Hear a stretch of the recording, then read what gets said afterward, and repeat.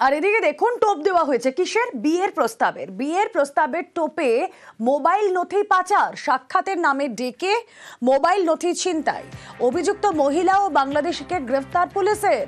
Matrimony সাইটে বিজ্ঞাপনের মাধ্যমে কিভাবে প্রতারণা? অনুপ আরো বিস্তারিত জানাবেন। অনুপ শোনা যাচ্ছে? গত 27 তারিখে নিউ ব্যারাকপুর থানায় নিউ ব্যারাকপুর এলাকার বাসিন্দা এয়ারপোর্ট থানায় তিনি লিখিত অভিযোগ দায়ের করে। সেই অভিযোগের ভিত্তিতে এয়ারপোর্ট থানা পুলিশ তদন্ত নামে এবং জিয়া সেন নামে মহিলাকে কিন্তু জিয়া সিংকে গ্রেপ্তার করে।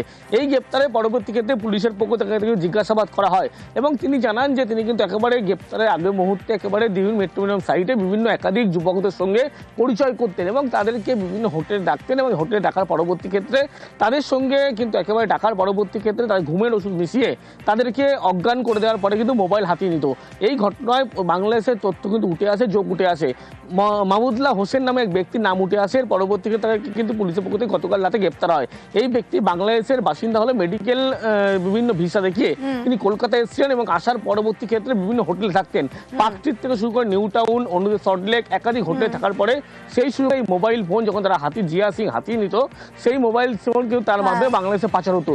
একটা চক্র তিনি কিন্তু কাজ করাতেন বলে এমনটা জানতে হবে। ইতিমধ্যেই তাকে জিজ্ঞাসাবাদের পরবর্তী ক্ষেত্রে বাংলাদেশ চক্রে আর কারা জড়িত, এই চক্রের জাল কতদূর বিস্তৃত দেখা যাক। এর আগেও হয়েছে, আবারও হচ্ছে। বাংলার বাসিন্দাকে এনআরসি নোটিশ, ফের তুফানগঞ্জের বাসিন্দাকে এনআরসি নোটিশ। বিজেপি শাসিত অসম থেকে এনআরসি নোটিশ, তুফানগঞ্জের দীপঙ্কর সরকারকে এনআরসি নোটিশ। বছর দুয়েক আগে গুয়াহাটিতে যান দীপঙ্কর, বছর খানেক অসমে কাঠমিস্ত্রির কাজ করেন দীপঙ্কর। কেন তাকে এনআরসি নোটিশ পাঠানো হলো অসম প্রশাসনের তরফে? শুভঙ্কর প্রতিনিধি রয়েছেন আমাদের সঙ্গে। শুভঙ্কর,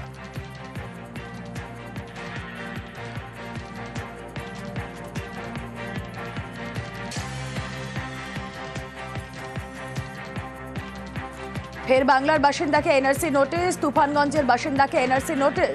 বিজেপি শাসিত অসম থেকে এনআরসি নোটিশ, তুফানগঞ্জের দীপঙ্কর সরকারকে এনআরসি নোটিশ। কেন এনআরসি নোটিশ পাঠানো হলো? শুভঙ্কর বিস্তারিত জানাবেন। শুভঙ্কর, দেখো, তোমাকে জানিয়ে রাখি, কোচবিহারের তুফানগঞ্জ 2 ব্লকের রামপুরের বাসিন্দা দীপঙ্কর সরকার, তিনি রাজমিস্ত্রির কাজের জন্য অসমে গিয়েছিলেন এবং গত জানুয়ারি মাসে তার কাছে প্রথম নোটিশ আসে এবং পরবর্তীতে মার্চ মাসেও তার কাছে দ্বিতীয় নোটিশটি আসে আর কি। এই ঘটনায় কিন্তু আতঙ্কিত হয়ে পড়েছেন তার পরিবার। ইতিমধ্যেই কোচবিহার জেলা তৃণমূলের সভাপতি অভিজিৎ দে ভৌমিক তার বাড়িতে ছুটে এসেছেন, তার পাশে দাঁড়িয়েছেন। এই আমার সাথে রয়েছেন জেলা তৃণমূলের সভাপতি অভিজিৎ দে ভৌমিক, পাশে রয়েছে দীপঙ্কর সরকার, যাকে এনআরসি নোটিশ পাঠানো হচ্ছে। আমরা একটু কথা বলে নিব যে কি বলবেন এই বিষয়টা, একের পর এক নোটিশ পাঠানো হচ্ছে। দেখুন, আমরা যেখানে দাঁড়িয়ে আছি একদম আসাম সীমান্তে রামপুরে, এখানে যাকে নোটিশ করা হয়েছে দীপঙ্কর সরকার, তার বাবা, তার দাদু গেদুলাল সরকার, দেখুন সনাতন সরকার, এরা 1966 সালের এখানকার ভোটার এবং সেই ভোটার তালিকা যখন ও জমা করেছে এনআরসিতে, যা রিকোয়ারমেন্টস ছিল আসাম গভর্নমেন্টের, সেটা জমা করার পরে ভোটার লিস্ট অ্যাকসেপ্ট করছে না। ওকে বলেছে সার্টিফাইড কপি নিয়ে আসতে, সেই সার্টিফাইড কপিও নিয়ে এসে জমা করেছে, তারপরে ওকে তারা সার্টিফাই করতে পারছে না। 1966-এ তার দাদুর ভোটার তালিকায় নাম, তারা 3 জেনারেশন এখানে আছে, তারপরেও তার নাতিকে এখন নোটিশ করে ডেকেছে আসাম সরকার।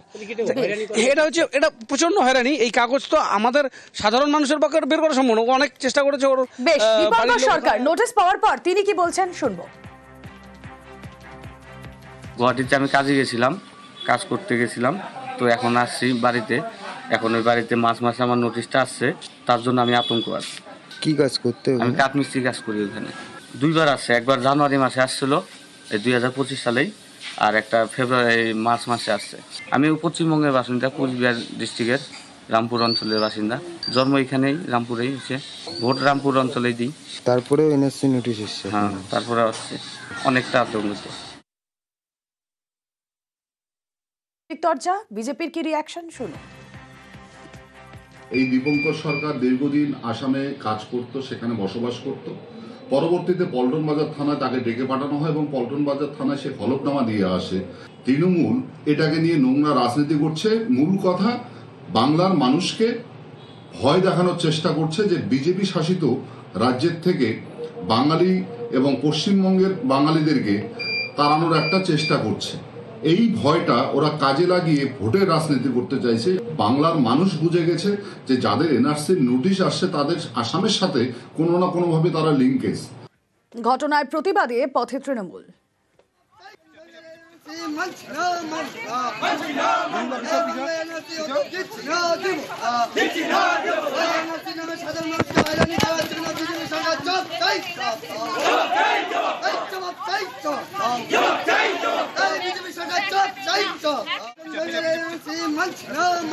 আর এদিকে দেখুন টোপ দেওয়া হয়েছে কিসের? বিয়ের প্রস্তাবের টোপে মোবাইল নথি পাচার, সাক্ষাতের নামে ডেকে মোবাইল নথি ছিনতাই, অভিযুক্ত মহিলা ও বাংলাদেশিকে গ্রেফতার পুলিশের। ম্যাট্রিমনি সাইটে বিজ্ঞাপনের মাধ্যমে কিভাবে প্রতারণা? অনুপ আরো বিস্তারিত জানাবেন। অনুপ শোনা যাচ্ছে?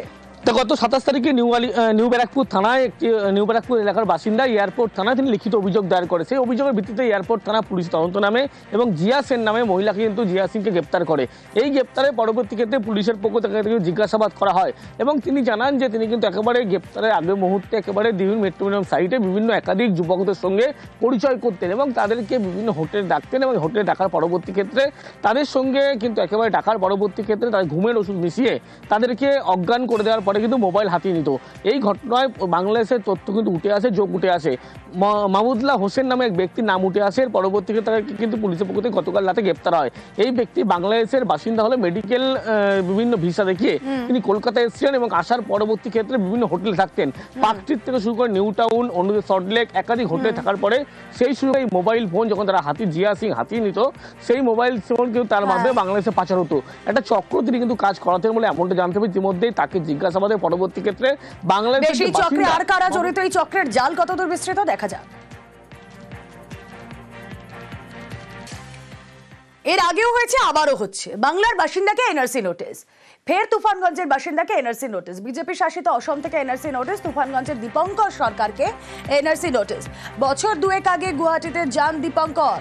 বছর খানেক অসমে কাঠমিস্ত্রির কাজ করেন দীপঙ্কর। কেন তাকে এনআরসি নোটিশ পাঠানো হলো অসম প্রশাসনের তরফে? শুভঙ্কর প্রতিনিধি রয়েছেন আমাদের সঙ্গে। শুভঙ্কর,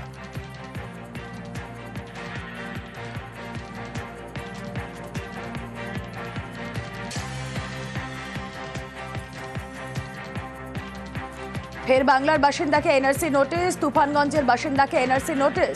বিজেপি শাসিত অসম থেকে এনআরসি নোটিশ, তুফানগঞ্জের দীপঙ্কর সরকারকে এনআরসি নোটিশ। কেন এনআরসি নোটিশ পাঠানো হলো? শুভঙ্কর বিস্তারিত জানাবেন। শুভঙ্কর, দেখো তোমাকে জানিয়ে রাখি, কোচবিহারের তুফানগঞ্জ 2 ব্লকের রামপুরের বাসিন্দা দীপঙ্কর সরকার তিনি রাজমিস্ত্রির কাজের জন্য অসমে গিয়েছিলেন এবং গত জানুয়ারি মাসে তার কাছে প্রথম নোটিশ আসে এবং পরবর্তীতে মার্চ মাসেও তার কাছে দ্বিতীয় নোটিশটি আসে আর কি। এই ঘটনায় কিন্তু আতঙ্কিত হয়ে পড়েছেন তার পরিবার। ইতিমধ্যেই কোচবিহার জেলা তৃণমূলের সভাপতি অভিজিৎ দেব ভৌমিক তার বাড়িতে ছুটে এসেছেন, তার পাশে দাঁড়িয়েছেন। এই আমার সাথে রয়েছেন জেলা তৃণমূলের সভাপতি অভিজিৎ দেব ভৌমিক, পাশে রয়েছে দীপঙ্কর সরকার যাকে এনআরসি নোটিশ পাঠানো হয়েছে। আমরা একটু কথা বলে নিব যে কি বলবেন এই বিষয়টা, একের পর এক নোটিশ পাঠানো হচ্ছে। দেখুন, আমরা যেখানে দাঁড়িয়ে আছি একদম আসাম সীমান্তে রামপুরে, এখানে যাকে নোটিশ করা হয়েছে দীপঙ্কর সরকার, তার বাবা, তার দাদু গেদুলাল সরকার, দেখুন সনাতন সরকার, এরা 1966 সালের এখানকার ভোটার এবং সেই ভোটার তালিকা যখন ও জমা করেছে এনআরসিতে যা রিকোয়ারমেন্টস ছিল আসাম গভর্নমেন্টের, সেটা জমা করার পরে ভোটার লিস্ট অ্যাকসেপ্ট করছে না। ওকে বলেছে সার্টিফাইড কপি নিয়ে আসতে, সেই সার্টিফাইড কপিও নিয়ে এসে জমা করেছে, তারপরে ওকে তারা সার্টিফাই করতে পারছে না।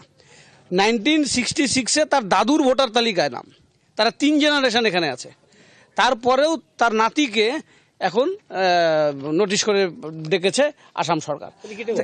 এটা প্রচন্ড হয়রানি। এই কাগজ তো আমাদের সাধারণ মানুষের পক্ষে বের করা সম্ভব, অনেক চেষ্টা করেছে। ওর দীপঙ্কর সরকার নোটিশ পাওয়ার পর তিনি কি বলছেন শুনবো। গুয়াহাটিতে আমি কাজে গেছিলাম, কাজ করতে গেছিলাম, তো এখন আসছি বাড়িতে। এখন ওই বাড়িতে মাঝে আমার নোটিশটা আসছে, তার জন্য আমি আতঙ্ক আছি। কি কাজ করতে? আমি কাঠমিস্ত্রি কাজ করি ওখানে। 2বার আসছে, একবার জানুয়ারি মাসে আসছিল এই 2025 সালেই, আর একটা মার্চ মাসে আসছে। আমি পশ্চিমবঙ্গের বাসিন্দা, কোচবিহার ডিস্ট্রিক্টের রামপুর অঞ্চলের বাসিন্দা। জন্ম এখানেই, রামপুরেই হচ্ছে, ভোট রামপুর অঞ্চলেই দিই। তারপরেও এনআরসি নোটিশ এসছে? হ্যাঁ, তারপরে হচ্ছে অনেকটা আতঙ্কিত। চর্চা, বিজেপির কি রিয়াকশন শুনুন। এই দীপঙ্কর সরকার দীর্ঘদিন আসামে কাজ করত, সেখানে বসবাস করত। পরবর্তীতে পল্টন বাজার থানায় তাকে ডেকে পাঠানো হয় এবং পল্টন বাজার থানায় সে হলফনামা দিয়ে আসে। তৃণমূল এটাকে নিয়ে নোংরা রাজনীতি করছে। মূল কথা, বাংলার মানুষকে ভয় দেখানোর চেষ্টা করছে যে বিজেপি শাসিত রাজ্যের থেকে বাঙালি এবং পশ্চিমবঙ্গের বাঙালিদেরকে তাড়ানোর একটা চেষ্টা করছে। এই ভয়টা ওরা কাজে লাগিয়ে ভোটের রাজনীতি করতে চাইছে। বাংলার মানুষ বুঝে গেছে যে যাদের এনআরসির নোটিশ আসছে তাদের আসামের সাথে কোনো না কোনোভাবে তারা লিঙ্কেজ। ঘটনার প্রতিবাদে পথে তৃণমূল।